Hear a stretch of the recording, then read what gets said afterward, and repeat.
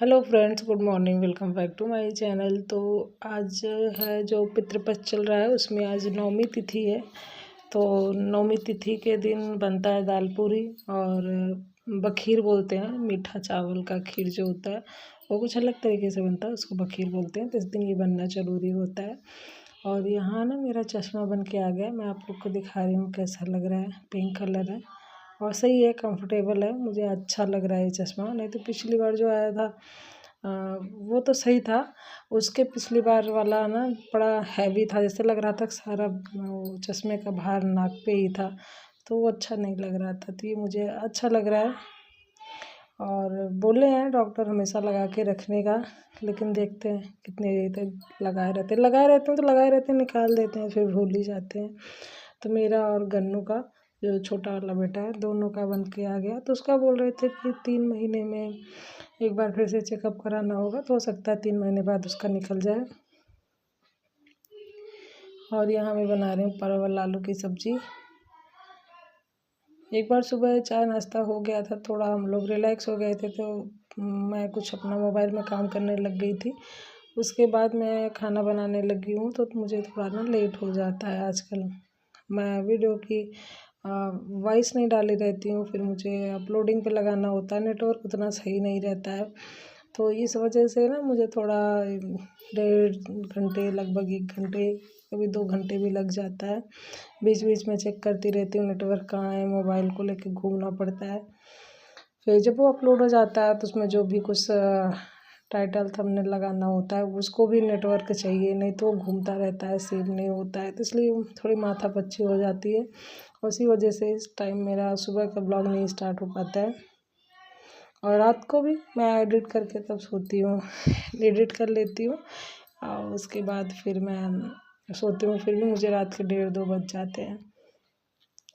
तो यहाँ मैंने परवल भून के निकाल लिया है और एक छोटे वाले कुकर में मैं दाल को उबाली हूँ। इसको कोई कोई ऐसे भी बनाता है कि रात में भिगो देता है, सुबह इसको फ्राई करके फिर पानी डाल के वैसे बनाता है। तो वो दाल थोड़ी सॉफ्ट नहीं होती है, पानी ज़्यादा हो जाता है, फिर वो गीला हो जाता है। तो मुझे ना ये ज़्यादा सही रहता है, मुझे इसका तालमेल समझ में आता है। तो मुझे उबाली हुई दाल की पूरी बनाना ज़्यादा सही लगता है। और अगर चने वाली दाल हो तो और ज़्यादा अच्छा लगता है। रीज़न है, चने वाली जो दाल होती है ना उसमें थोड़ा इसका कलर थोड़ा डल होता है। जो मटर की दाल में बनती है वो बहुत येलो कलर बन के आता है। और बाकी ना टेस्ट वाइज मुझे लगता है कि चने की दाल वाली ज़्यादा अच्छी लगती है। तो यहाँ मैं बना रही हूँ कुकर में सब्ज़ी। मैंने वो आलू और परवल को जब भून के निकाल लिया, उसके बाद मैंने फिर थोड़ा सा तेल डाला, जीरा और पंचफोड़न, और जो भी मैंने मसाला पीसा था मैं उसको डाल दे रही हूँ और थोड़ी देर चलाऊँगी। और फिर मैं ना सोच रही थी कि मैं कितनी देर तक कुकर में पकाऊँ। कढ़ाई में मसाला जल्दी पकता है, कुकर में थोड़ा टाइम लगता है। तो उसको मैं 2-3 सीटी लगा दी हूँ तेज़ आंच पे, और फिर उसके बाद मैं सीटी खींच के निकाल दूँगी। उसके बाद फिर से बाकी जो भी और गरम मसाला, सब्ज़ी मसाला और हल्दी, धनिया जो भी कुछ डालना होगा मैं बाद में डाल दूँगी। अभी तो मैं प्याज और लहसुन को ही भून रही हूँ। और ये मेरा कुकर स्टील का है और 5 लीटर का है। मुझे 3000 के आसपास, मुझे अभी एग्जैक्ट प्राइस नहीं याद है, 3000 के आसपास मिला था। 5 लीटर का कुकर है और मुझे ये कुकर बहुत अच्छा लगता है। मैं ज़्यादा करके सब्ज़ी कुकर में ही बनाती हूँ। और जब से मुझे ये कुकर मिला है, ये छोटा वाला काला वाला कुकर है, उसकी तो जान बच गई है। क्योंकि मैं उसमें बनाती थी तो नीचे कालापन हो जाता था, कितना भी बचाओ और ज़्यादा रगड़ के धुल नहीं सकते थे, तो वो कालापन होता जा रहा था। अभी मैं उसमें कभी कभार दाल या चावल डालती हूँ तो फिर पहले जैसे नया बन गया है, अब वो सही लगने लगा है।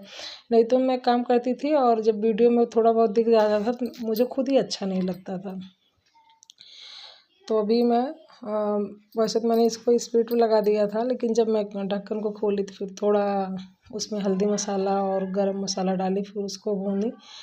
और अभी मैं आलू परवल डाल के भून रही हूँ। तो इस तरीके से मेरी सब्ज़ी बहुत जल्दी बन जाती है कुकर में। कभी कभी मैं बहुत ज़्यादा टाइम देती हूँ भूनने का, कभी कभी बस मन करता है जल्दी से भून के पानी डाल देती हूँ। लेकिन जिस दिन बिना मन के बनाती हूँ मुझे ऐसा लगता है कि उस दिन ज़्यादा अच्छा बन जाता है।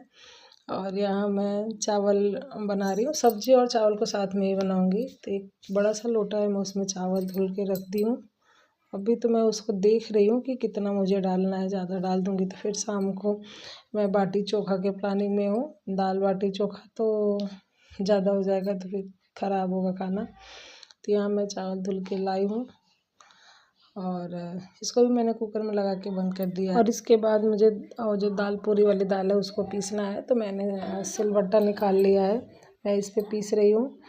और ना ये थोड़ा फर्श कभी कभी दिख जाता है तो भी मुझे अच्छा नहीं लगता। ये मुझे तो सही लगता है, मुझे लगता है आप लोग को गंदा लगेगा कैमरे में।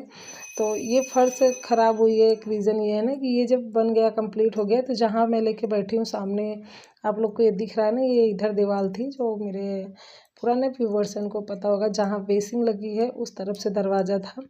ये दीवार सामने से तोड़ दिए, तो इस वजह से वो बाद में टूटी ना, तो उसमें फिर प्लास्टर किए तो उसमें 2-3 कलर आ गया, तो उतना अच्छा नहीं लग रहा है वो।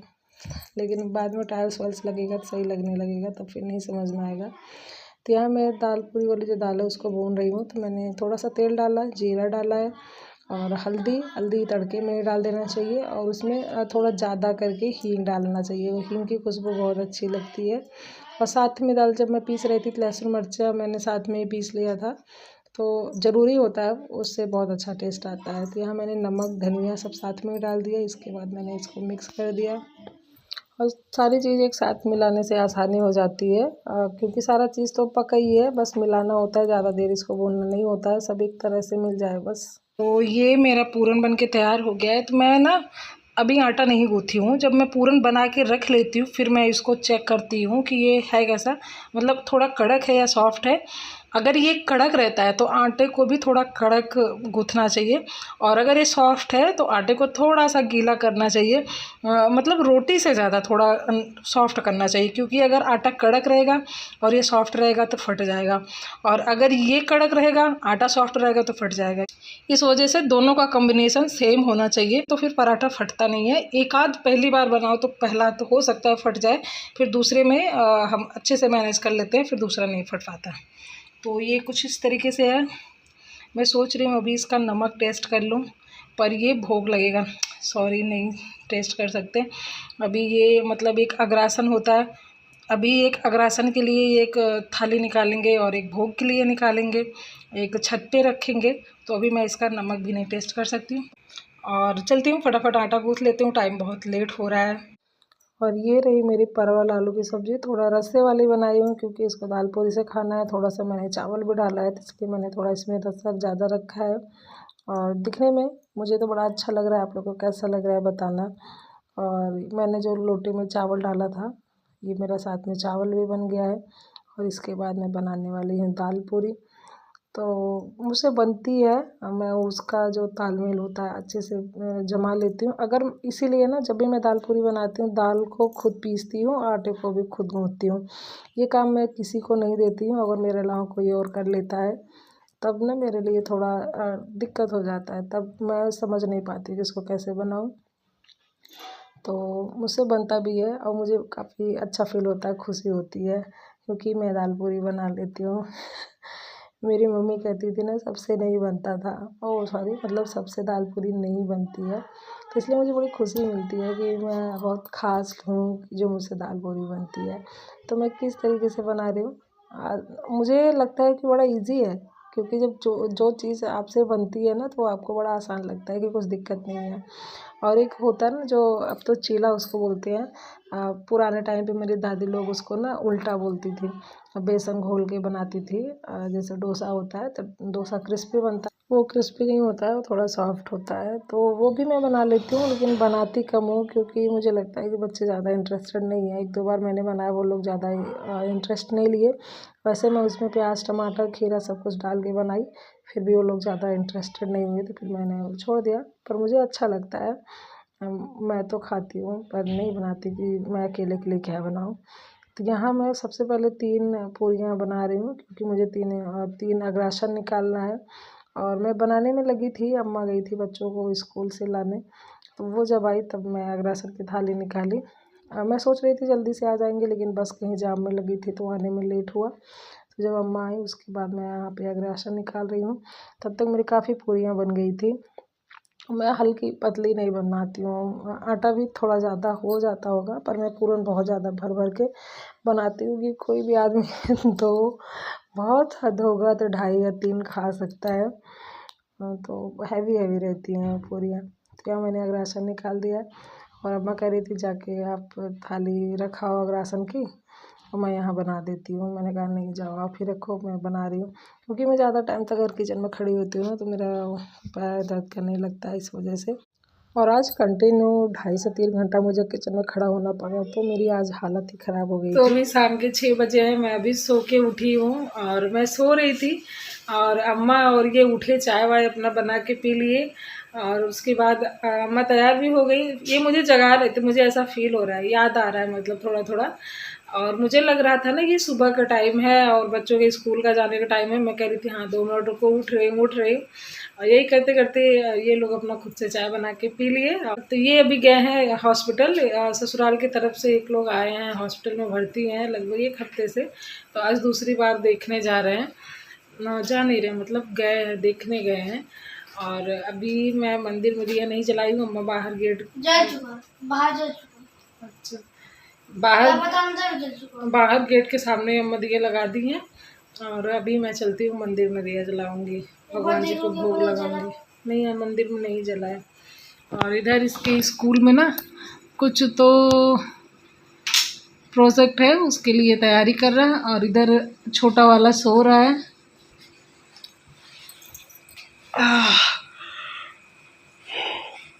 मेरी नींद अभी पूरी नहीं हुई है। और अभी पापा का फ़ोन आ गया था, मैं बात करने लग गई थी, नहीं तो मैं उठ के अभी दिया जला लेती। और अभी चलती हूँ। हाँ आज वो बताओ, अनुश्री और वो नहीं, अनुश्री नहीं निकाली थी साइकिल, डिस्को वाला वो बड़ी निकाली थी। बाल पूरा ना दिख रहा है जैसे भूत बैताल लग रही हूँ।